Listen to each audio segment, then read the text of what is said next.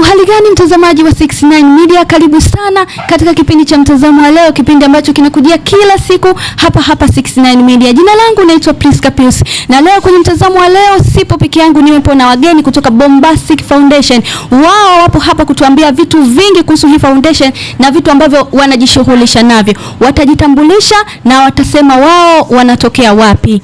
Karibu. Asante sana ndugu mtangazaji. Kwa majina mimi naitwa Emmanuel Aloisi na ni katibu mkuu wa Bombastic Foundation. Ndio. Kwa majina naitwa Juma Muhammad Ramadhan, ni msemaji mkuu wa Bombastic Foundation. Kwa majina yangu naitwa Rosemel George Lucas, ni katibu msaidizi wa Bombastic Foundation. Sawa kabisa. Tukianza kabisa pale kwa katibu mkuu. Unaweza kutuambia Bombastic Foundation ni nini? Imeanzishwa mwaka gani na lengo kuu la Bombastic Foundation ni nini? Bombastic Foundation ni taasisi inayojishughulisha na utoaji misaada kwa watu wenye hitaji maalum. Ndio. Na lengo kubwa la kuanzisha taasisi hii ilikuwa ni kurudisha fadhila kwa watu wenye hitaji maalum kama nilivyokuambia mwanzo. Na tulianzisha mwaka 2026. Ndio. Mwezi wa kwanza. Ndio tukaanza taasisi yetu. Mwezi wa kwanza 2026. Nikija kwa msemaji mkuu hapa wa Bombastic Foundation, ni kitu gani kilichowasukuma kuanzisha hii Bombastic Foundation? Kitu cha kwanza kilichotusukuma ni kurudisha, kama alivyosema katibu wangu. Ndio. Hatuna kikubwa sana tunachokipata, lakini tumezingatia kile ambacho kidogo tunacho kwa umoja wetu, tumeona ni vyema tukirudisha kwa jamii. Ni kitu ambacho mnataka kurudisha kwa jamii. Nikija kwa katibu msaidizi hapo. Ni changamoto gani ambazo nyinyi mnakutana nazo kwenye kutoa misaada kwa watoto yatima na watu wenye wanaohitaji misaada? Changamoto ni nyingi. Ndio. Kama unavyojua sisi ni vijana, kutokana na umri wetu uliokuwa nao, sio kila mtu anaweza kukuelewa nini ambacho tunakitaka kukifanya. Kama mtu ambaye umeanzisha taasisi, unaweza kumfuata mtu kwenda kumuelezea kuwa sisi tuna jambo letu 1 2 3, tunahitaji support kutoka kwa watu wengine, na kwa ngumu kutuelewa sana kwa sababu ya umri tuliokuwa nao. Wengi ni vijana kwenye taasisi yetu. Kwa mtu akiona hivyo anaona kusema yani hawa watu vijana wanataka hizi pesa tu kwenda kufanya mambo mengine ambayo sio sawa. Yani hiyo ndio changamoto kubwa ambayo tunapitia. Changamoto hii. Na pia ni faida gani ambazo mnazipata kupitia hii Bombastic Foundation? Kwa sasa hivi asijikita sana kwenye faida. Ndio. Ila tunaangalia kesho kwa Mwenyezi Mungu. Yani sisi tumeamua tu kujitolea sisi kama binadamu ili Mungu wetu anaweza akatulipa kwa baadaye. Ndio. Nikirudi hapa kwa katibu mkuu. Ni msaada wote, kuna msaada wote ambao mmeupata kutoka serikalini au kwenye taasisi binafsi kusaidia na kuchangia kwenye Bombastic Foundation? Tukisemea msaada, kiukweli bado hatujapata msaada wote. Ila sisi wenyewe tu kama kikundi tunajishika panapowezekana ili kutimiza haja ya ndoto yetu. Haja ya ndoto. Yes. Na na tunavozidi kuhamasishana kuhusu jambo letu hili, kwa mimi kama katibu ninapowaambia wanachama wangu bana, hivi karibuni tuna event fulani. Kwa kila mwanachama itabidi achangia kiasi fulani. Kwa hiyo sisi wenyewe tunashikana mashati, tunatoa kitu tulichojaliwa, tunawasilisha kwa watu wenye uhitaji maalum. Sawa. Nikirudi kwa msemaji hapa, kwa mtazamo wenu nyie Bombastic Foundation, watoto yatima wanahitaji msaada wa vitu zaidi au msaada wa kisaikolojia, na ni kwa nini? Watoto yatima hawahitaji tu vitu. Ndio. Watoto yatima wanahitaji pia mawazo, furaha, na upendo. Ndio. Kwa sababu hata sisi kwenye mazingira ambayo tumetokea, sio wote tumetokea kwenye mazingira ambayo ni mazuri. Ndio. Lakini sisi kama foundation kwa umoja wetu tunajitahidi kadri ya uwezo wetu kufanya kila kitu kiwezekane, kwa sababu tuna upendo na watu wengine kama tunavyojipenda wenyewe. Ndio. Nikienda pale kwa katibu msaidizi, ni mfumo gani ambao nyie mnautumia au mna utaratibu wowote ambao nyie mnautumia kufuatilia maendeleo au sehemu ambazo nyie mmeweza kwenda kutoa msaada ili kujua maendeleo ya watoto na watu mliowasaidia? Ya, utaratibu tunao. Ndio. Na hata tukienda kwenye kituo kuwaona watoto, huwa tunaacha mawasiliano yetu, huwa tunawauliza tu maendeleo yao, mahitaji gani ambao mengine wanahitaji zaidi kuyapata, huwa tuna utaratibu huo. Ni utaratibu huo. Yeah. Na huo utaratibu mmeutumia mara ngapi au ndio hali yenu tu ya kila siku? Huwa tunafanya kila siku, mara kwa mara tunakuta tunawapigia kule watoto wanaendeleaje, wanahitaji nini zaidi, tunakuwa tunawasilisha na kuongea nao vizuri. Kama kuna changamoto yoyote huwa wanatuambia, tunaga utaratibu. Sawa sawa. Nikibaki hapo hapo kwa wewe katibu, je, ni kipimo gani ambacho nyie mnatumia kusema hapa Bombastic Foundation tumefanikiwa kuhusu jambo fulani? Kipimo ambacho tunatumia mara nyingi sana, kwa sababu sisi huwa tuna michango ambayo tunachangishana, unakuta tuna ada ambazo tunatoa, na kama tulivyoanza mwanzoni tulikuwa na chama wachache sana, ila mpaka sasa hivi tumefikia na chama 71. Ina maana tumepanda level. Na huwa hata kwenye michango unakuta event tumetoa labda mchango 600,000 au 700,000, events nyingine unakuta tunafika 1,000,000, 2,000,000. Kwa hiyo tunakuta kila baada ya siku tunazidi kupanda kwenye viwango vya juu zaidi. Ndio. Nikirudi hapa kwa katibu mkuu, je, mliwahi kufanya maamuzi magumu ambayo yaliwaumiza lakini yalikuwa na umuhimu?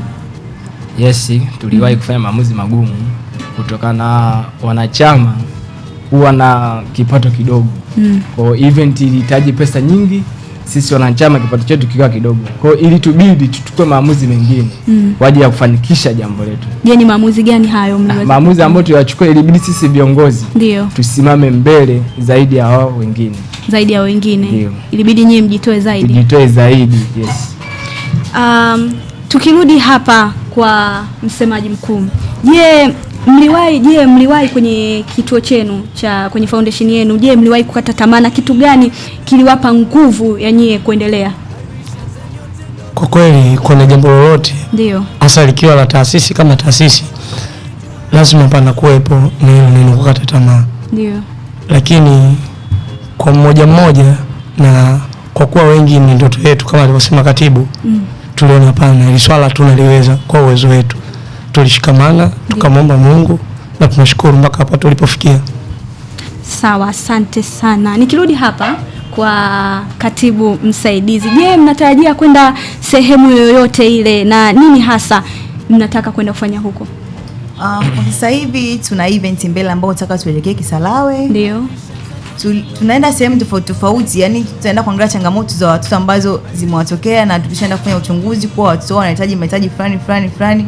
Yani tunaenda kununua vitu na kuwapelekea huko ili kuweza kuwasaidia na kuwakamua katika baadhi ya vitu ambavyo tumejaliwa na Mwenyezi Mungu.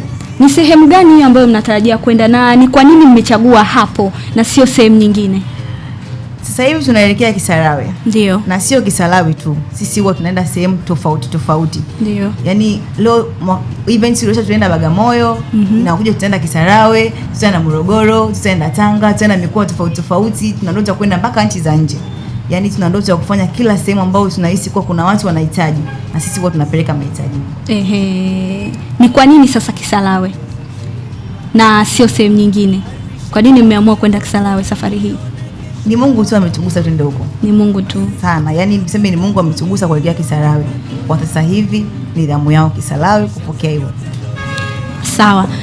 Katibu mkuu hapa, ni jambo gani watu wengi hawalijui kuhusu maisha ya watoto yatima au watu wenye msaada ambalo nyie Bombastic Foundation mliweza kuliona ambao jamii ya kawaida hawalifahamu?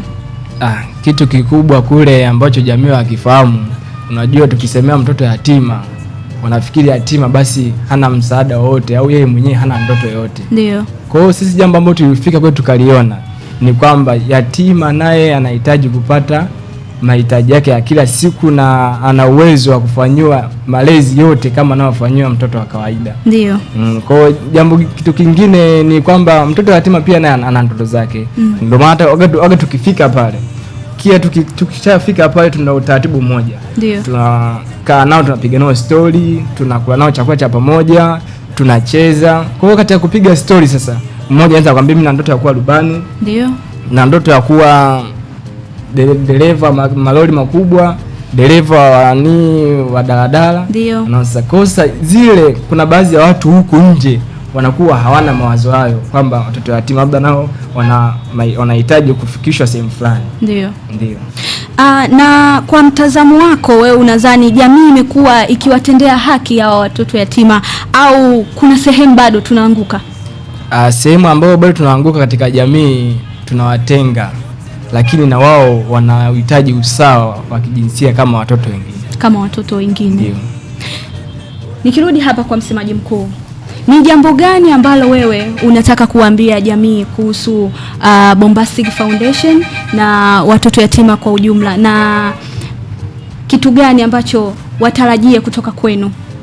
Yaani kwa kifupi, kitu ambacho ningeweza kuambia ndio wana foundation au watu wote ambao wanatu support sisi kwenye swala kama hili ni upendo tu, kwa sababu hili swala tunalifanya kwa ajili ya Mwenyezi Mungu. Ndio. Na tunafahamu sisi wote ni watoto wa Mungu mmoja. Ndio. Kwa tunaposema kwenye kujitolea kuhusu watoto yatima, sio ni mimi tu. Mimi nimeguswa, ila anahitajika mtu mwingine na mwingine kwenye kutusupport swala kama hili. Kwa sababu mtoto yatima ni mtoto kama watoto wengine, na anahitaji mahitaji yake kama tunavyopata sisi. Sawa, katibu msaidizi hapo. Bombastic Foundation ni foundation inayokuwa inatarajia kupata wawekezaji na taasisi mbalimbali kutoka serikalini na nje ya nchi pia, na taasisi pia zisizokuwa na serikali. Je, wakitaka kuwapata nyie, wanawapata kwa namna gani? Wanawapata vipi? Sisi tuna platform zetu ambazo tunapatikana, ambazo zote tunatumia Bombastic Foundation. Kwa mtu akituhitaji anaweza katuingia YouTube, kaingia TikTok, Instagram, Facebook, kote tunapatikana kama Bombastic Foundation. Wanaweza katucheki humo akaweza kutupata. Na je, kama kuna mtu wa kawaida kutoka kwenye jamii anataka kusaidia hilo swala, je, anaweza kuwapataje? Je, mna namba za simu za kawaida? Kuna namba za simu ambazo zipo, ambazo kuna za mwenyekiti, za mimi katibu msaidizi, za katibu mkuu. Unaweza ukamtafuta mtu yoyote yule ukampata na mambo mengine akaweza kuendelea. Naam, asante sana Bwana Joseph.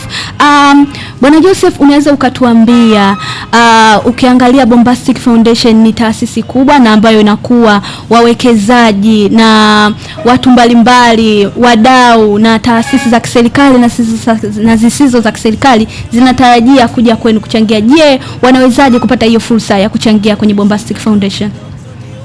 Okay, sawa.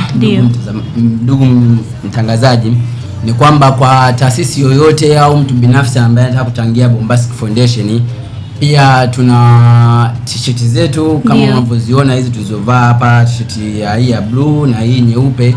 Pia wanaweza kuchangia kwa t-shirt inapatikana kwa 100,000. Ndio. Lakini pia kwa kuchangia kwa namba, na hisi katibu wangu hapa anaweza akahitaji hiyo namba. Naweza nikampa nafasi akahitaji hiyo namba. Basi katibu msaidizi, unaweza ukatajia, naweza asiwe mdau tu, hata mtu wa kawaida, jamii ambaye anataka kuchangia Bombastic Foundation ili kuwasaidia watoto yatima. Kwa kutaka kuchangia Bombastic Foundation, ofisi zetu zinapatikana Tabata Riwiti. Pia tunapatikana kwenye mitandao ya kijamii kama Bombastic Foundation.